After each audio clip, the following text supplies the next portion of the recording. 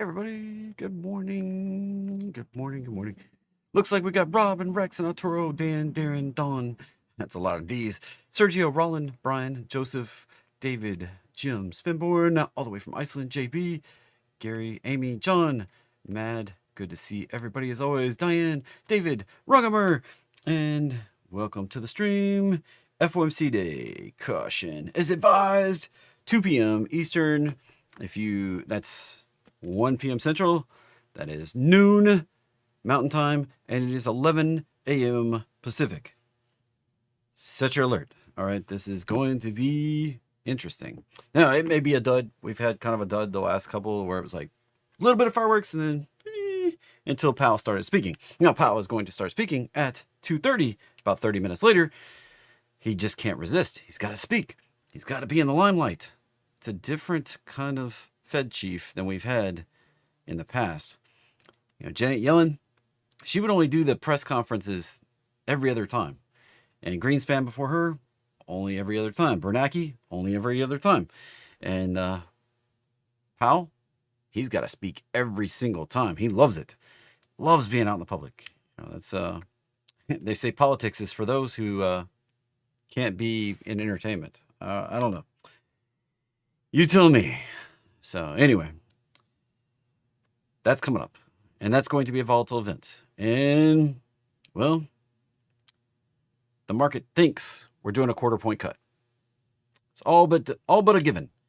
And what if, there's still, it's like 96%. It's probably higher than that today, this morning, on all the betting and all the, all the charts that predict the way the market's going to go, all the pundits and all the things. And when you look at it, though, there's still that little possible chance.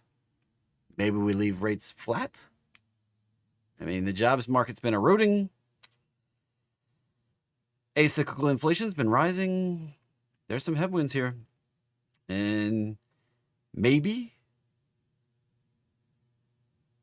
I don't really see the case for it, but maybe they do bigger than a quarter point cut to try to goose the jobs a little bit. What would that do to the market? Pop, maybe pop, maybe freak out like, things aren't as good as, so there's always a chance that something happens other than what we're expecting. There's always a chance, all right? They do what they do. Powell's been pretty good at making sure everybody knows what he's going to do before he does it. And quarter point cut seems to be pretty much the consensus of what's going to happen. And if we do a quarter point cut, is it going to be disappointing for the market? Like, we've known it was coming. We've baked it in. And what if it's not enough? What if it causes disappointment in the algorithms? And then that spills over into traders. And then we drop. Just by doing the thing we expect we're going to do. So I'm saying there's a chance we drop. There's a chance we pop. There's a chance of everything. Is it like the question, people pose this question all the time. Is it possible the market does XYZ? It's always possible. The market can do whatever it wants to do. It's the biggest hive mind consensus out there, right? Think about it. The mainstream media loves to say traders expected, blah, blah, blah. I always sit there and go, that thought never even crossed my mind today. So traders, what traders are you talking about? I watch some of the feeds from trading desks. They're not saying that stuff either. So these things that mainstream media makes up when they were like traders expected, blah, blah, blah, and it got... Yeah, right. You're a trader. I'm a trader. Did you expect whatever that news headline was? Think about it. They're just putting stories to stuff that, this is one of the biggest mind twists out there. You have to decouple yourself from what mainstream media says is the reason. If you can do that, you start being able to see the tea leaves and see the moves before they happen. And that's where I get these crazy predictions. And a lot of times I get them right. So be careful out there. Remember, all trading involves a substantial risk of loss. Past performance not necessarily indicative of future results. This presentation intended to be informational, educational, fun, entertaining, not a recommendation to be buying or selling any financial instrument. That means no stocks, options, bonds, forex, futures, cryptos, treasuries. Don't long them, don't short them, don't trade them. I mean, there's a substantial risk of loss. And if you're just looking for somebody to tell you what buttons to push, just tell me what to do, what to get into, how do I make the money. You don't have to hire and consult a financial advisor, which is not what I'm doing. I don't even play one on YouTube. I don't pretend to be a financial advisor. I'm going to have to mute my phone. Forgot my headphones today. So be careful out there, all right? Nobody's going to watch out for you better than you. Even if you hire a financial advisor, they're not going to look out for you better than you if you take a vested interest in your own money, all right? Your own money, your own well-being, your own financial future. They can help point you in the right direction, but you got to have the direction you want to go, all right? Everybody wants to be a millionaire. Let's be honest, all right? Let's be honest. Is that really going to make you happy? Is the money really what's going to make you happy? Or is it knowing that your loved ones are okay in the face of all the problems, or being able to take care of your parents, or whatever it might be for you and your financial situation, all right? I've done pretty good for my parents this year, and they're both basically retired, although my dad's in the other room working, doing engineering business, but, he still has retirement accounts, and he's still sucking the money out of the retirement accounts. And I think I've made more money for both of them this year than they had to take out. That's always the goal, right? Get them further ahead than they had to be this year. Maybe you're the person that's having to take money out. Did you make more money in your retirement account than you had to take out this year? As we stare down the last 2 weeks of the year? If you didn't, what's your plan for next year? What do you got looking at? So coming up at 2 p.m. today, we've got that Fed funds rate. Dun, dun, dun, dun, dun, dun, dun. Then we've got that press conference right there. And this morning we had building permits. I probably should reload this so we get the current numbers here. So we had building permits coming in a little stronger than we expected. Nice, but housing starts coming in lower than expected. There's problems. There's cracks in the armor here. One of my housing clients reported to me, it's kind of the biggest one. He hadn't sold a spec house in 6 months. That really concerned him. He was asking what I thought about the broader economy, what I saw coming. I told him, that kind of fits with problems that I'm seeing, the cracks in the armor, the cracks coming. Not selling a spec house in 6 months. That's pretty big. He's been selling some contract houses, very fancy ones, but the lower end's really dried up. All right. I think anybody that's on the lower end of the income scale probably really feeling the effects of inflation. One, and interest rates being higher makes everything more expensive. I mean, we're already seeing cars driven much longer. That hasn't trickled into used car parts exploding higher yet. We'll see. I mean, just taking your car to the shop, though, is way more expensive. And a lot of the charts are showing that people are driving those older cars longer, but they're also not doing the maintenance. They're deferring maintenance. So we're seeing a lot of, just based on Carfax, oil changes. There's like 30% of the cars on the road right now that are past due on an oil change. There's, I think it's almost 30% of the cars on the road right now that are past due for tire rotation or tire changes. That's pretty big too. So we're seeing that maintenance getting deferred and people not doing it. That's one of those like short-term savings, long-term costs situations too, because you don't change your oil and check engine light comes on eventually and then it stops running. So it's one of those problems. One of those problems. But you got to have the money to pay it. If you don't have the money, can't afford it. Can't afford it. So we do have this coming up right here. It's the big event today. thinking I'll probably do a live stream for channel members. So for those of you with green channel name, green names in the chat, little badges, we'll probably do a live stream. It may not be very long. If it's just a dud, I may watch it for a minute and call it quits. I'll probably start 10 or 15 minutes ahead, maybe even 5 minutes ahead. I don't know. Not hugely ahead. And if you're not a channel member, well, you can become a channel member on the homepage of the channel. So, and that was just Carfax data. So if you don't go to a place that registers tire changes and that sort of stuff in Carfax, change your own oil, it doesn't get put in the record, but that's for cars that generally get kept track of on Carfax. So where'd I come up with the numbers? Right there. And I did round off, so it's more specific than 30-ish%. But that's still a bunch of cars out there. So, all right. Alrighty. Tomorrow, looking past FOMC today, GDP numbers, those are final for Q3. They've been messing with it a little bit. Is it it might come in a little softer than that 2.8. We get the normal unemployment claims.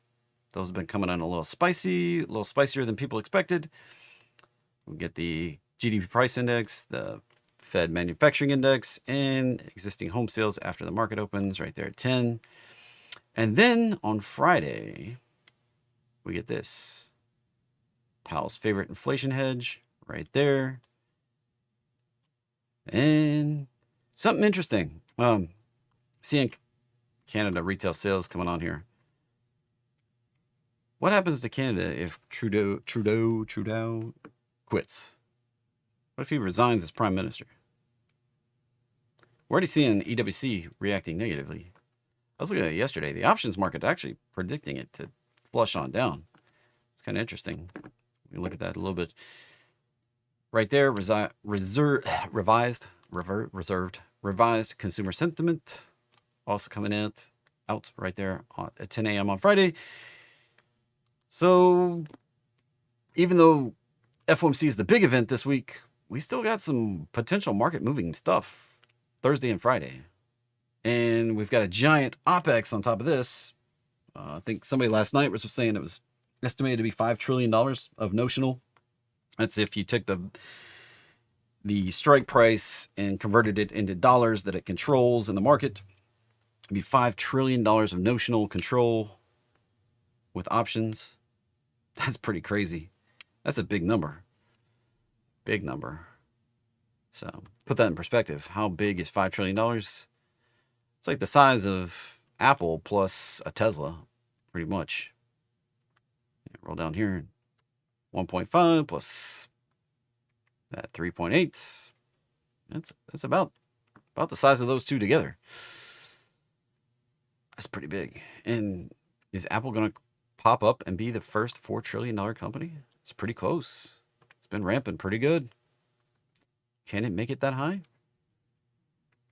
It's pretty wild.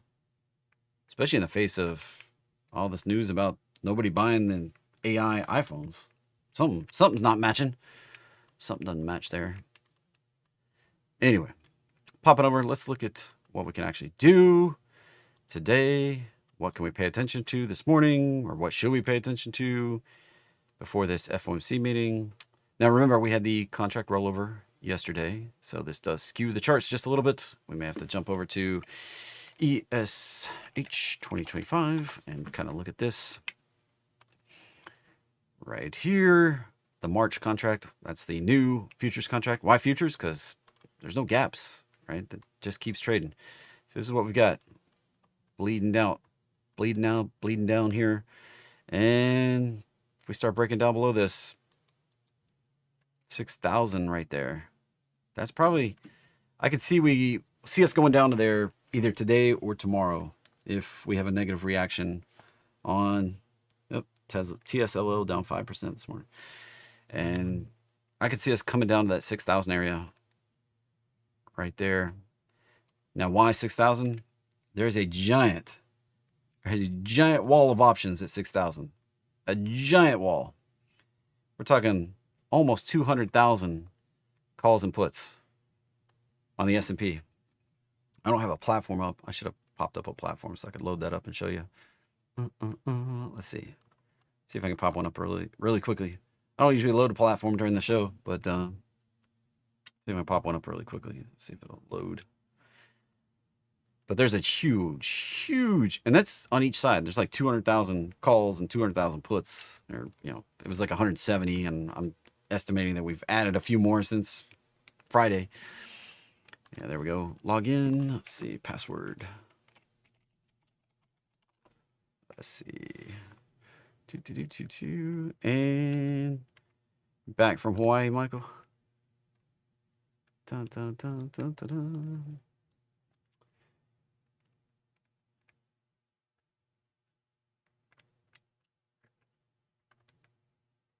And there we go. Platform loaded up. Let's see. We don't need all this information. Let's check out SPX. You can't see anything. I'm just don't want to share too much of my stuff here. There we go. Open interest. Dun, dun, dun, dun, dun, dun. Look at that. We're still at 120,000 right there at 6,000. 115 right there on the puts. But look at all these other ones. That's pretty crazy, right? 120,000. That actually dropped. Like, we've actually had people closing these. That number right there was 170. We've actually had people closing these out. It's pretty fascinating. As we come into this OPEX. And this is the morning. These actually expire before the market opens on Friday. Maybe like, well, is there an evening expiration? There is an evening expiration. You can see then the numbers here are not nearly as big. Not the giant wall right there. Yeah, look right where we are. There's a 5,000 wall. 5,000 on each side. So somebody's playing that they think we're going to move. So the AM expiration, this is what the one that the big funds usually use, these AM expirations. Maybe like, I didn't know there were morning expirations and evening expirations. Welcome to index trading. A little bit different.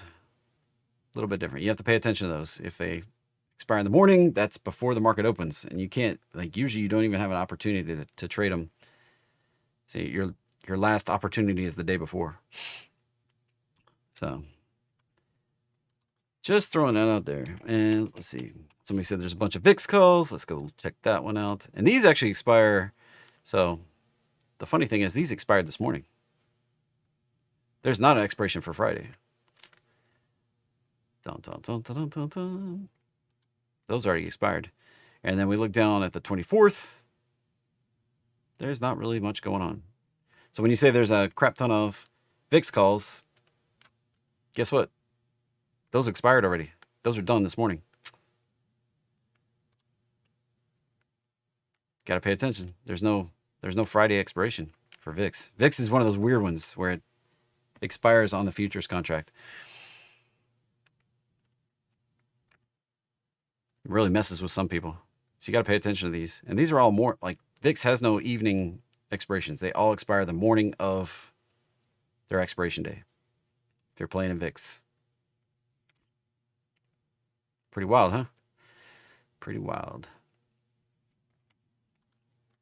Yeah, those are done. They won't even load the chain because they're done. They're cooked. So, end of the year. Don't really have anything cooking much on here. Got some puts. Somebody's selling. Look at that put spread right there. 6,000. Somebody's expecting it to spike. Playing that put spread. Or is that a debit spread? Expecting it to drop. Not much big calls sitting in here for December. Roll out to inauguration. Ooh, look at that. Look at that. Look at that one. 230,000. 17 strike puts. That's an interesting one. 268,000 at the 20 strike calls. Somebody's expecting volatility. Look at that. 200,000, 200,000, 160,000, 82,000, 60,000. Right there, 250,000 at 30. Let's look at 40. 180,000 at 40. 270,000 at 50. Holy moly. That's like a CYA right there, 25 cents. That went to 60 like we did in, yeah, it is. We jumped up to 60 like we did right here in August. 65. Those 45s would be, was it 45s? No, those 50s. Those 50s would go from 25 cents to $15 in the money. That'd be a payday, right? 25 cents. That's the kind of getting lucky type of play. There's a potential for something to happen. Just think about it. There's the system doesn't want Trump to take office. It just doesn't. Like, it keeps having conniption fits and trying to get the public to agree with them, but it just keeps reaffirming that the snake needs to lose its head. What's the snake going to do to try to keep from losing its head? Does it lash out? I think that's what a lot of people are covering with those options. It's like, what if the system lashes out?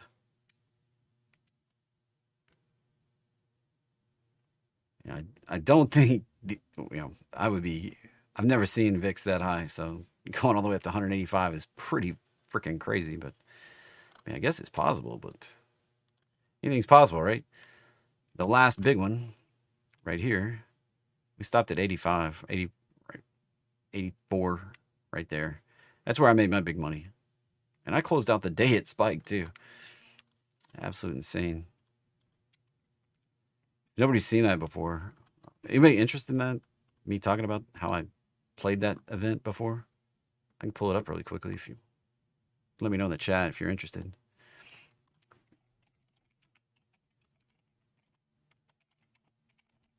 Let's see. Let me find my VIX chart.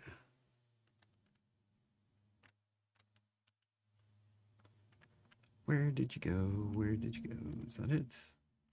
Yeah, there it is. Check this out right here.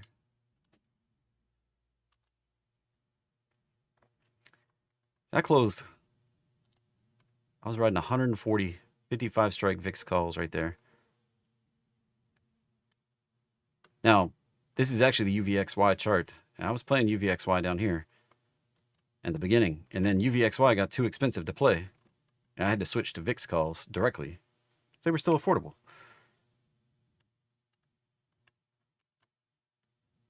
Yeah, I bought. Right there, I sold 115 VIX calls. Then I bought immediately, like just right away. I bought more right there, and then I bought more right there. These are days. This is daily candles. Maybe it's a 4 hour. Was this 4 hour? I don't know where might be a 4 hour chart. Anyway, that spike right there. That spike. That's where I sold out 140 fixed contract. That was $20 profit per contract. How to make $1 million? Well, that was a third of it. Right there. Being lucky, getting in the right place, right time. Now, was this all one day? No, look, I mean, this was a number of days. And I was in and out like 50 different times. There's actually 50 transactions that started back in January. Not all of them worked out. But if we could pound a volatility event like that, pretty nice, right? So UVXY,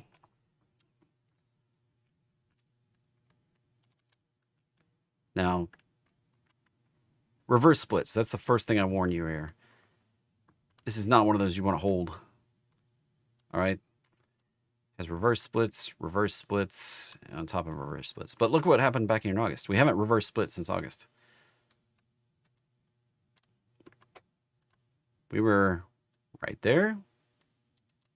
Just a little higher than we are now. And draw that across. Very crooked. We spiked up to 67 right there. 20 to 67, that's 300%. Not bad.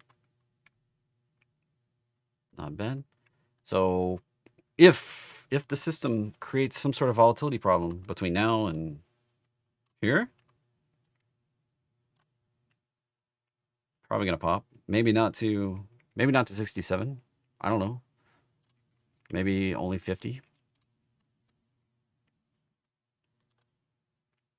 Now, could you lose money? Absolutely. Even if you bought the shares, this can go down. I mean, look at the chart. It's a freaking dumpster fire. This is a declining asset. This is not one you hold. It was never 20,000 or 40,000 or 50,000. Look in COVID here. It was, the prices were normal. It was like 20 bucks up to 85, I think is what it, you know, or maybe it's 100. I think it topped at 180 back there. But it's warming up in here. Jar went bing. Anyway, this was like 180, I think it was on the top. 120. Yeah, look at the numbers I have right there. 112 was that level, so 120 something was right in there. 134. It looks like 134.90 was the absolute peak on UVXY. Why does it say 60,000 now? Because these reverse splits that have happened. Right there, 10 for 1. Right there, another 10 for 1. Right there, 5 for 1. So that's 10 times 10 times 5. That's a 500 to 1 collapse since COVID on UVXY. So if you had 500 shares back here, now you got 1. Be careful. All right. Got to be careful out there.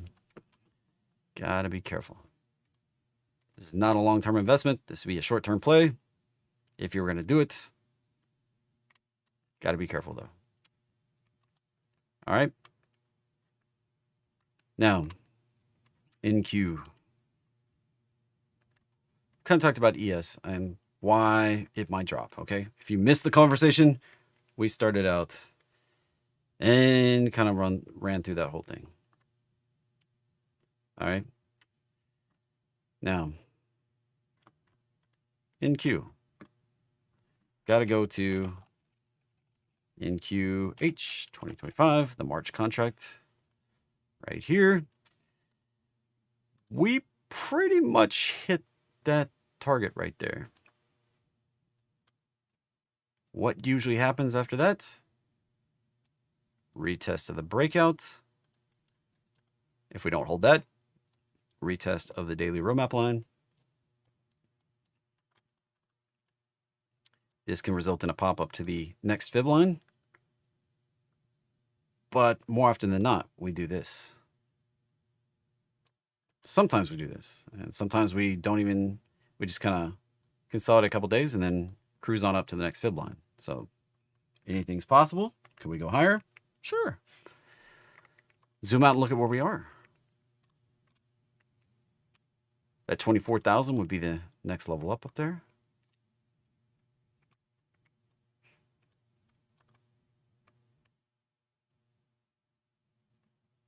So be careful. Like this, I'm perma cautious. Like, why am I cautious right now? We're sitting in a potential place where we might pull back. All right, we are. And look at the NQ1 exclamation point, the constant contract here. Let's see, what did we do last time?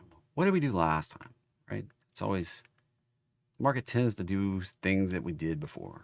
Look, how do we do this?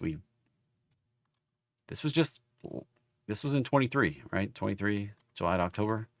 Pulled back, bounced off, came up, stalled at the stalled right there, and then we rapidly popped up, came back for the retest of the breakout, didn't even get that far down, popped up, kind of stopped here for a few days, rallied on up, came up shy of the 272, retraced back to that fib line, almost touched the roadmap line, and rallied on up, stopped briefly at the 272 when we actually hit it, cruised on up, broke through the 2618, bounced off of it, and ran out of steam and came back to the roadmap line.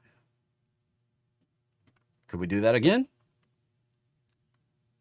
Sure. I mean, it's always possible, right? What would that look like? What would it look like to go to the 2618? That'd be 28,000.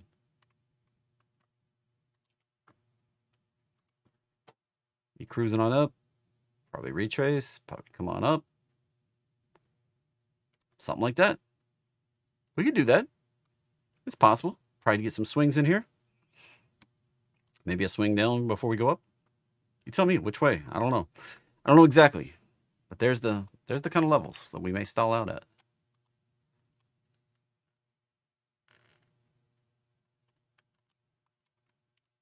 Now here's the one that has me a little concerned here. This one's already been below the 4 hour. It's already got a downtrend of highs cooking. We've been bleeding off since we spiked right back here late November, right around Thanksgiving. Bleeding off, bleeding off, bleeding off, bleeding off, bleeding off, bleeding off. Broke through the uptrend of lows. Very classically, we would pop back up and retest that and then do that.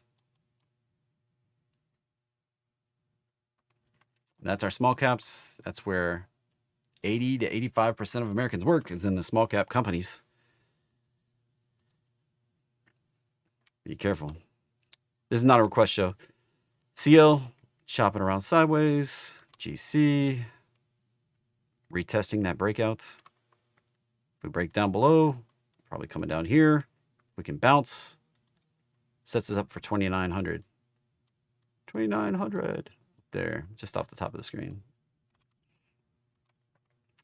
Bitcoin, struggling here. Pushed up through that 1272 on the futures. Pushed up through. Now we're just kind of struggling a little bit. I think things get really spicy if we can get up into this 115, 120,000 area. I think that's where the shorts start going, oh my, OMG, OMG, OMG, OMG, OMG. Got to get out.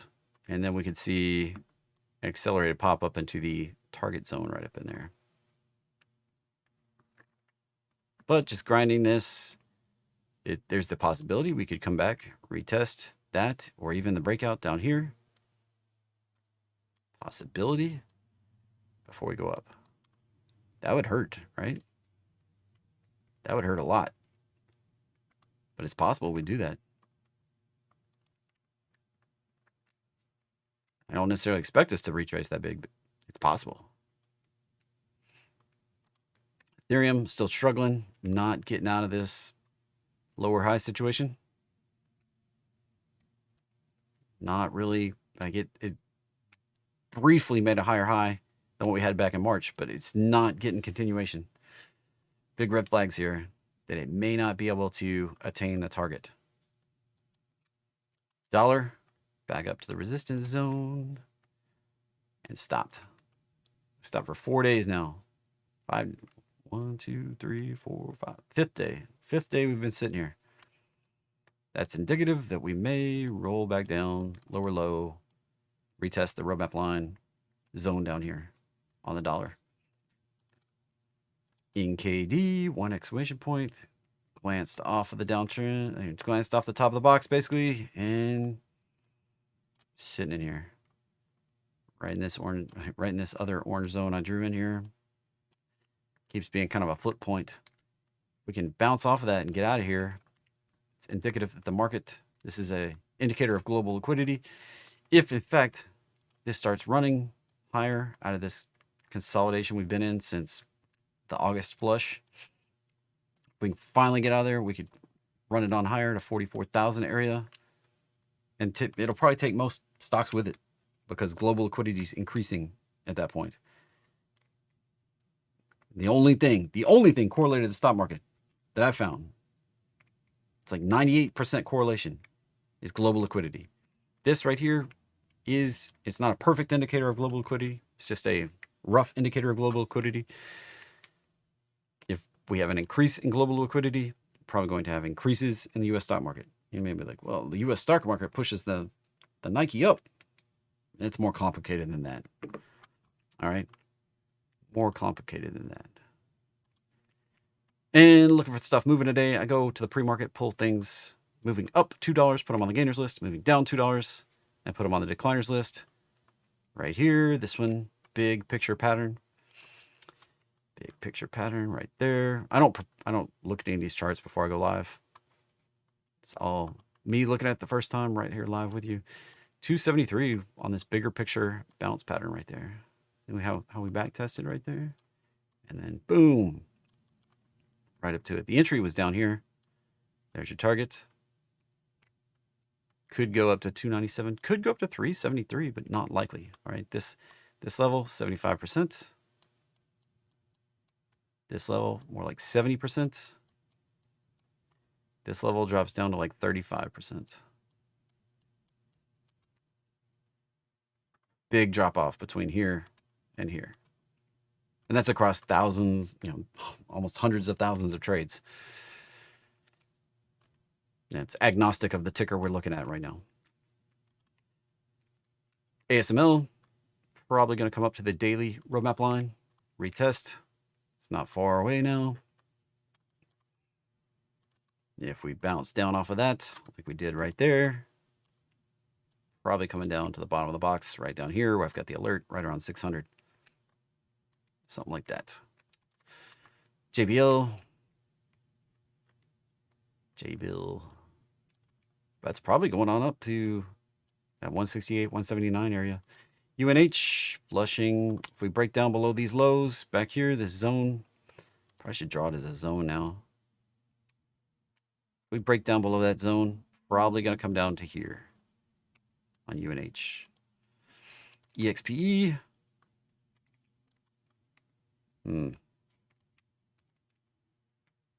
That one, this move played out like this pullback and extension. It's played out, but the bigger picture potential from the weekly chart here, maybe even the monthly chart, this has a really interesting setup here. We came down and did a measured bounce. Right in there.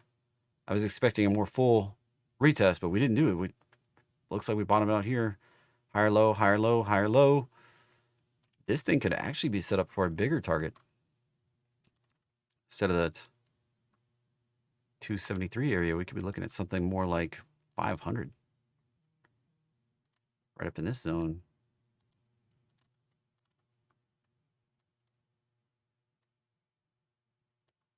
On EXPE. Not bad. That could be out several years too. It could take a while to get there. Could do a retrace before we get up there. Something like that. Got to be able to survive. We haven't really done a big retrace for a few weeks. One right there. One right there. One right there. Probably going to get one over here. Dave, it's all about perspective and time frame. Like, what time frame are you trading? If you're on a weekly time frame, don't mess around in the 15-minute, 1 hour, 4 hour charts. Even the daily chart, you got to be careful trying to adjust your decision. So Dave popped up, hit the targets. Retrace would be expected, but the bigger pattern, there's potential to rally on up. Now this was the lowest low, so I can't really, none of this price action over here matters. Is what a lot of people don't realize is once it makes the lowest low, right in there, all this other price action, it doesn't matter anymore. Doesn't really help you. Now, if over here there's a lower low and this came up and retraced, then that retrace can matter. But this isn't a retrace at this point. The IPO was here, and that was the lowest low. So everything over here, we can't really use it. Doesn't help us any.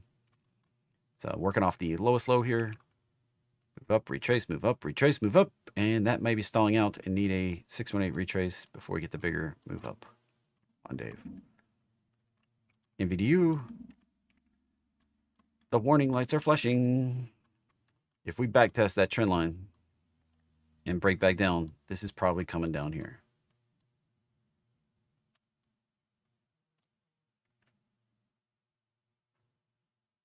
Just telling you, just warning you. BIRK. Bigger target 71, maybe even 83. ARQQ. Nice continuation. Like quantum computing's been ripping. Like it's the new quantum computing may be the new AI play for a little bit. There's a gap down right there to contend with, and then a consolidation above that. There seems to be some misconception that quantum computing helps AI. It does and it doesn't. It's a little different. It's kind of like parallel technology, sort of, kind of. Quantum doesn't exactly. Quantum's good for complex number calculations like breaking encryption, not necessarily helping AI in the current way that AI is designed. Now, if we change the code for AI and use a different type of probabilistic model, we could adjust to quantum, but right now that's not exactly the way that all works. And this has a reverse split in here. Be very careful chasing these. It's the trade of flavor of the week, flavor of the month, maybe. Could be the next cycle, but be very careful on that one. It's not an industry that's easy to get into. It's kind of like AI chips. Everybody's like, NVIDIA's the king, and like everybody's gunning for the king, even though Google makes AI chips that run tensor processors. You don't see a lot about Google making AI chips. Just don't see a lot of news about that. This one right here, got to zoom around. Bigger picture. See, there's what I was talking about. Like when you just look at the view we had, that looks like the lowest low and you can't do anything. But this actually goes lower over here. So this is the lowest low. This price over here doesn't matter. But all this price action over here does matter. And the biggest thing I see right now, that's a three-wave correction off the high right there. 1, 2, 3. That high, that low, that high. Boom, right to the 1272. So this could be the bottom, and we're going on up. This low, this high. Look at that. That was a measured bounce. There's big long-term potential on Netgear. Cruising on right up here. 120. That's like a 6x. Well, 3x, 4x. 4x from where we are, 120. Possibly closer to 6x, up to 180. And there's always the possibility. Anything's possible. Possibility it runs on up to 400. There's a interesting potential right there. There'd be a longer term play. Bigger money. Less stress. CRM. Probably cruising on up. There's the potential target. 400 to 450. Maybe. Well, it doesn't look good on the log scale, right? It looks good on the non-log scale. 400, 450 would be the target. In UKK, not going to do anything there. Ollies, looks like we may break out. Go cruising on up. Target right up there, 134, 144. NVIDIA, getting a little reprieve from the retrace today. But look, we've set up a downtrend. We haven't hit the roadmap line. We haven't hit the support zone. That's coming up right down in here. Haven't hit that. Still some downside potential. Then if we bounce, there's the upside resistance. Get through that, we could go climb a little higher. If we turn down off of that, watch out for this. If we break down below that, we could get a bigger flush. You'd be like, there's no way with all the AI chips in business that NVIDIA is doing that kind of flush. That's fine. You can believe that way. Like, that's what makes a market, right? You can disagree with me. That's cool. You're not going to change my mind because NVIDIA has done all these giant retraces in the past. We've done these exponential moves up and we've done these retraces. NVIDIA, we're closer to the top than we are. Like, I think we're going below 4,000 on S&P before we go above 7,000. So as far as mid-January, it's a coin toss. We can go higher, we can go lower. There's nothing clear. Got a lot of, the next 2 weeks are almost written off as non-tradable. Christmas week, New Year's week, nothing. No, we're very unlikely to make significant market moves the next 2 weeks. Just grind around. The general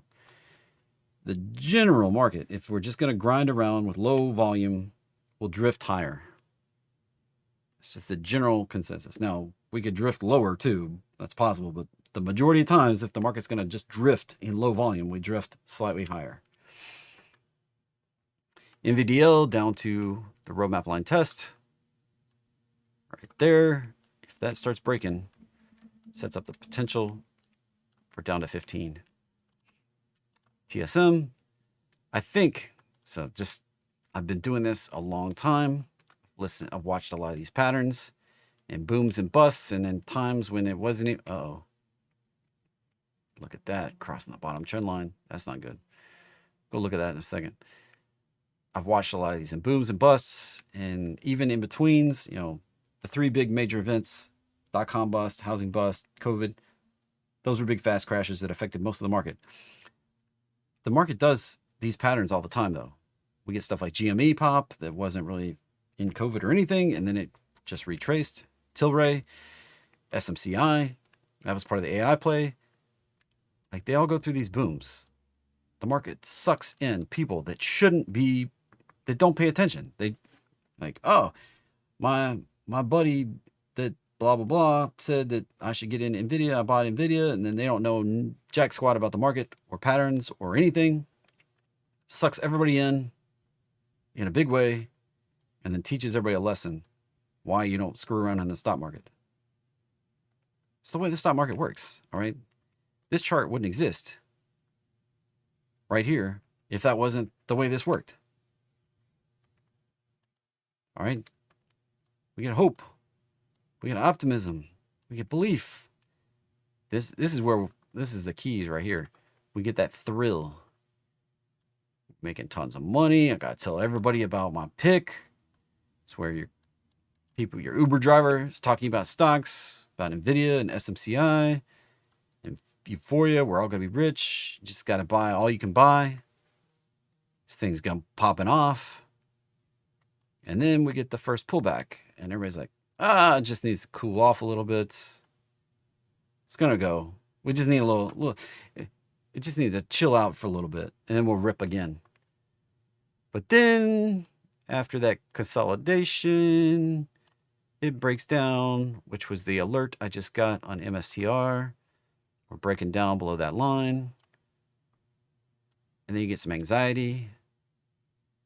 Why is this dipping longer than, like everybody said, we just need to cool off, it's going to run, right? Then you get denial, you get some panic and capitulation, like the market sucks, nobody can make money in the markets, angry, depressed about it, never going to retire.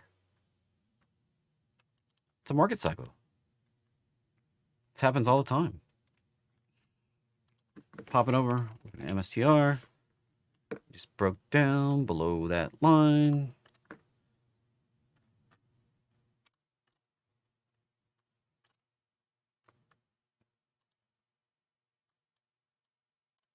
Not cool. Here's the target.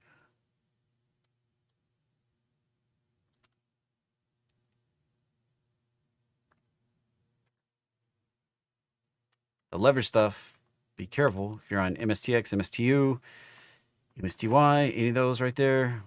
Look at that. If this drops down 40%, 2x that on MSTX, MSTU, that's 80% down.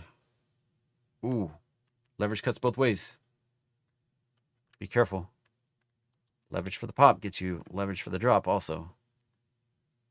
If you can't ride it back down to 147,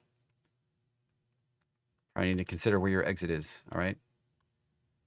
It's not being wrong that costs you money. It's staying wrong. Don't stay wrong through that whole drop. If 147 is not your plan.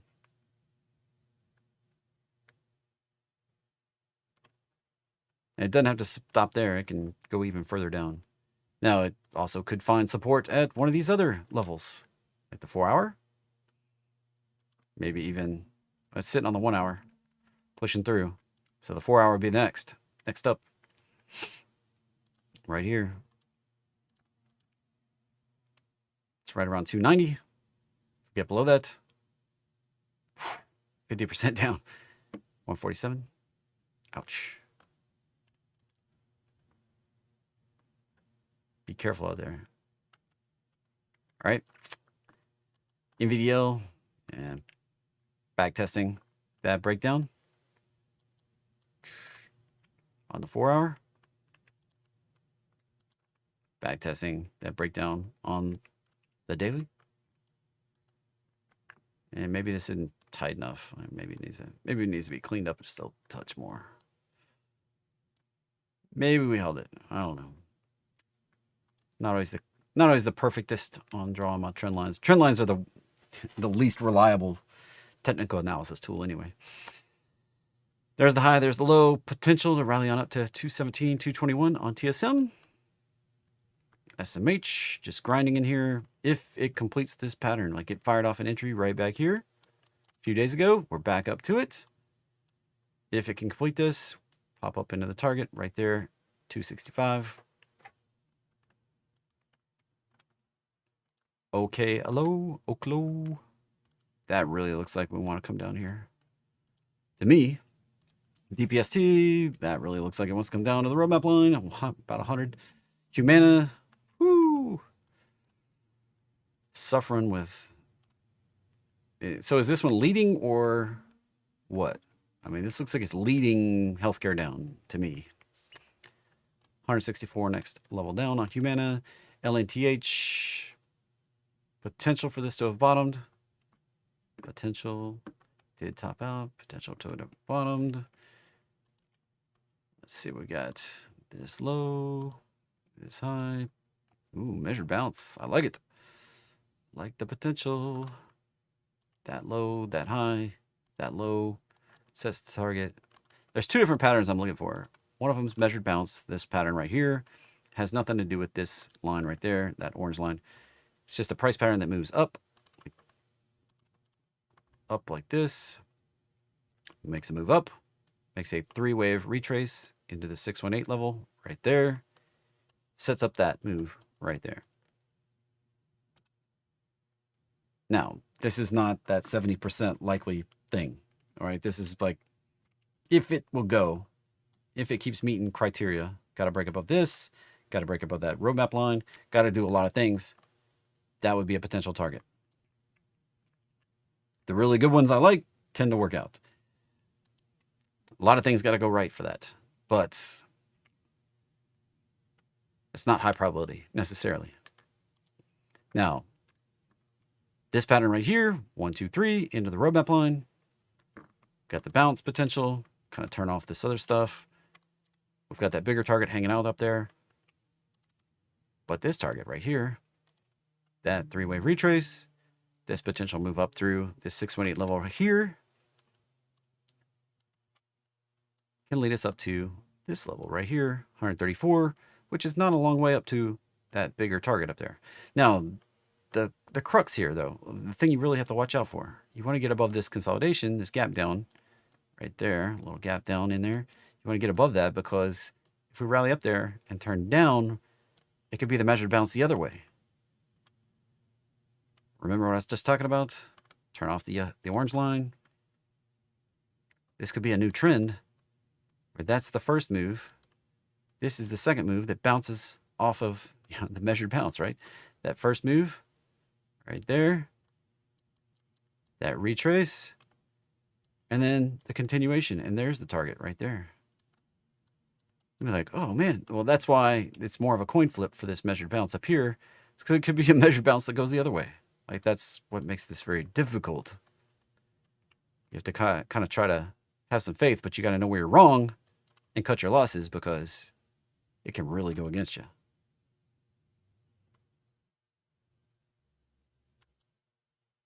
All right. That's how people get stuck in the market all the time. Trapped without seeing the... You're so stuck in the forest with all the trees, you don't step back and look at... You're just in the park. You're in the back of the park. So, be careful. Got to look at the big picture. Zoom out a little bit. Check it out. Like, where can you be wrong? If this turns down to that 618, you could be wrong when you're gunning for that target up there. But if it breaks on up, it could go up there. QUBT, another quantum thing. It's done this before. That's all I'll say. Same. This time's different. Okay. Probably coming back down to the bottom. USD. Churning that zone would get that gap down, which it rejected. It's kind of funny. This is an ultra, a leveraged semiconductor ETF, and it respected that gap thing. Got that gap down, popped up, retraced off of it. If we can pop up through it, 92, but if we don't, we start breaking down below the roadmap line. Watch out below. Easy as that. There's the uptrend of lows. We break below that, we're probably coming on down. PLRZ, not enough candles to do anything with. Nail, 3x leverage on home builders. Something's wrong. Broke down, tried to confirm it move up, and quickly rejected it. There was that gap fill right there. This gets below that level, probably going on down. And then circles back to housing starts. Right there, coming in negative, or coming in below the expectation. Coming in light.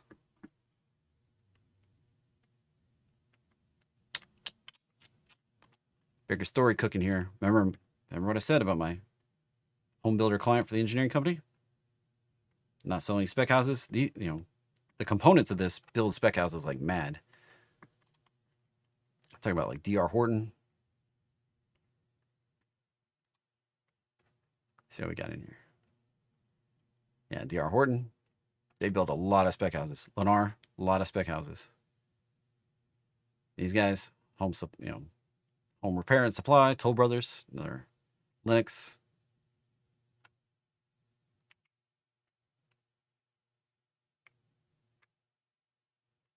These are home builders. DR Horton builds houses here. These are crap houses, but they're spec houses. Like they build them. They build a whole subdivision. It's basically the same exact house, just with a different front on. They actually have, the plans are exactly the same except for like the front door area.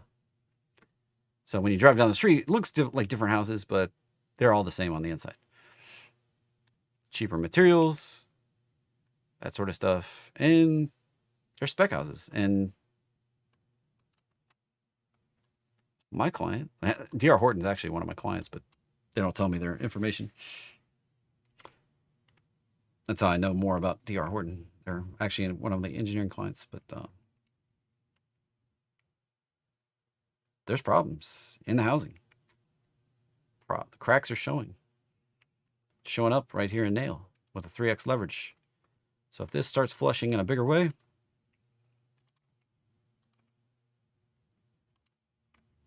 watch out. Something going on. Something's up.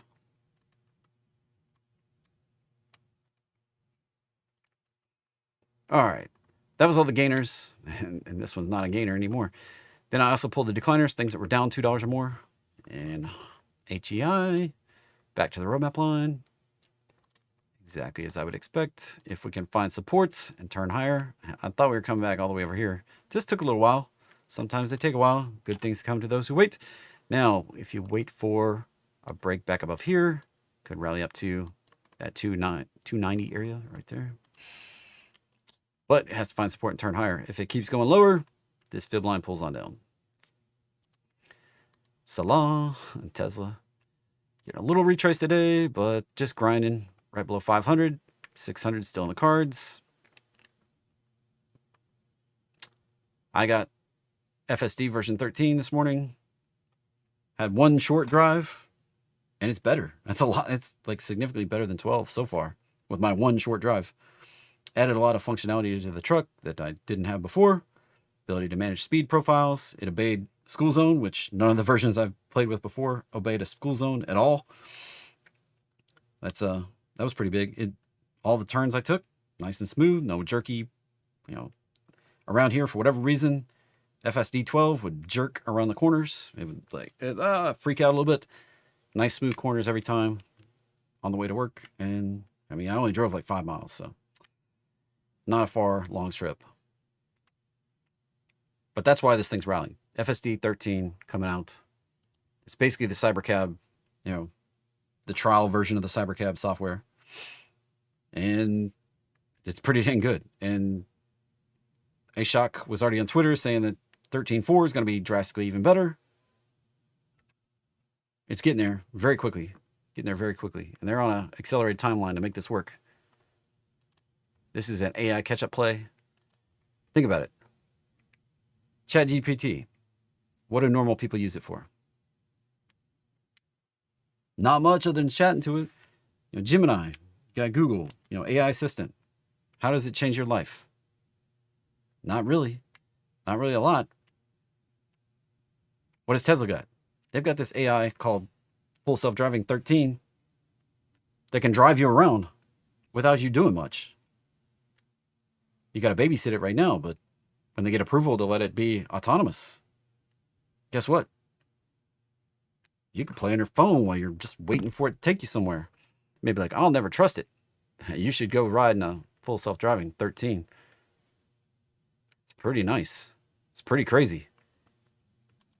This is an actual AI play that has actual software. And if they start licensing it to other car companies, BMW, Chevy just gave up on their cruise plans. They start licensing the technology to other car companies. Holy moly. All of a sudden, they're not just a car company. They're a software solution company. Data miner. Think about all the things they can do just knowing where you're going. That's kind of like same kind of stuff that Google and Amazon start doing, right? Be annoying at AF, but ads in cars, huge revenue, right? Just think about it. What if it's not ad in the car, but it's ad to your phone because they know the phone connected to the car?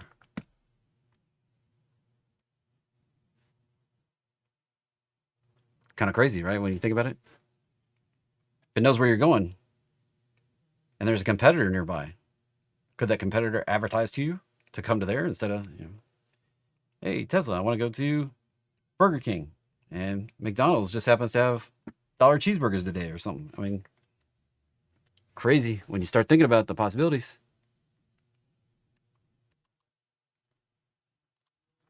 TTC, Toro.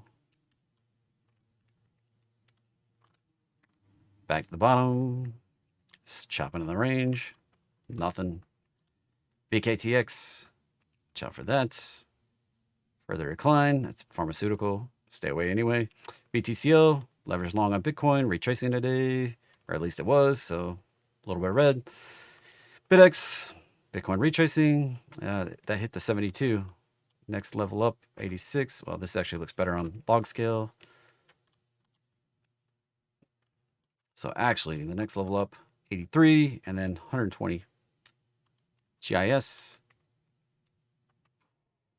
That's probably breaking down. 58. DXYZ. Oh, man. You mean this isn't going to the moon? Like lower highs? So far.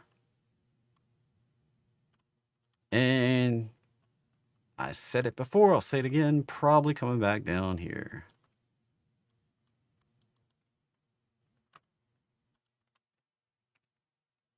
TSLR, 2x leverage on Tesla. As Tesla pulls back, this pulls back, but this has potential to go up higher. Watch out, though. The upside relatively limited on Tesla at this point. If we go from the roughly 500 to 600, that's about 20% upside. So these leverage longs 40%. And let's be conservative. They may not get the 2x performance, so 35%.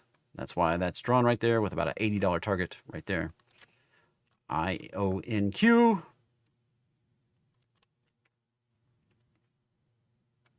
And breaking out, clear air, possible. Could get a bigger move up. Let's just clear this off for the moment. That low, that move up, that retrace. It's maybe 75, maybe 150, maybe. Be very careful at 75. If you're long, then it may turn down. That's only 3 moves so far off the low.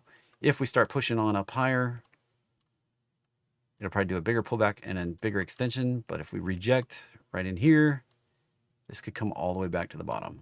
That's the warning. BITU. It's another leveraged Bitcoin. TSLT. It's a leveraged Tesla. HOLD.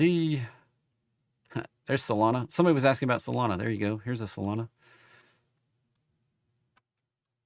HODL. I forget. In Termite Trading Lab.